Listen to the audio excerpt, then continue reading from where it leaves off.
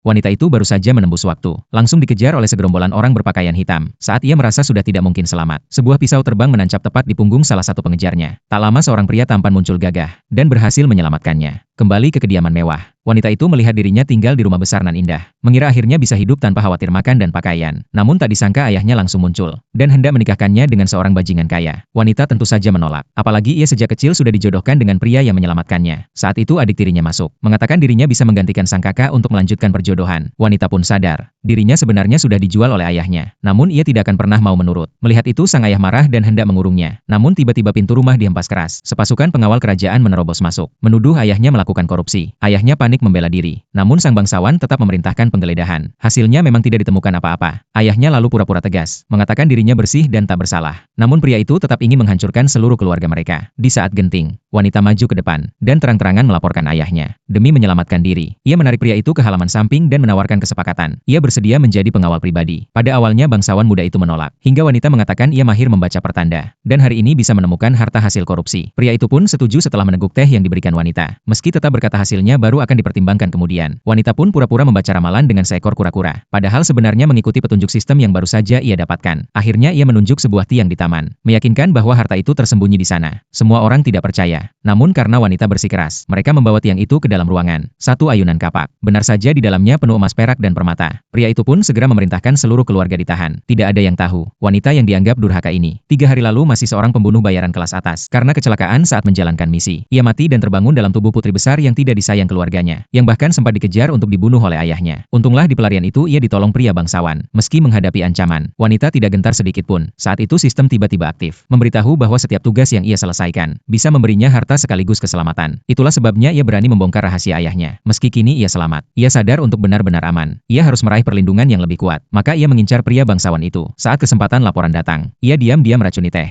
Pria itu marah besar, bertanya apa dia tidak takut mati. Namun ternyata tubuh pria itu memang sudah terkena racun lama, dan racun yang diberikan wanita justru bisa menekan racun dalam tubuhnya. Wanita pun segera menawarkan syarat, asalkan pria itu menyelamatkannya dari penjara, dan mengizinkannya ikut menyelidiki kasus korupsi. Pria itu akhirnya menyetujuinya. Sementara di sisi lain, adik tirinya masih berusaha merebut pertunangannya dengan pria itu. Wanita dengan tegas membalas, merebut pria adalah cara paling rendah, hal yang ia berani lakukan. Adik tirinya tidak akan pernah berani. Di sisi lain bawahan bangsawan itu menemukan teknik meracuni wanita mirip dengan ilmu tabib kuno. Disebut-sebut darah keturunan tabib kuno bisa menyembuhkan segala racun. Pria itu pun curiga, dan memanggil wanita kembali. Belajar dari pengalaman sebelumnya, wanita kali ini berdandan rapi, dan begitu bertemu langsung menyatakan bahwa ia meracuni hanya untuk membuktikan kesungguhan hatinya. Sejak saat itu ia bisa membantu menyembuhkan racun di tubuhnya, serta mendukungnya memberantas kasus korupsi. Namun jawaban pria itu justru membuat wanita marah besar.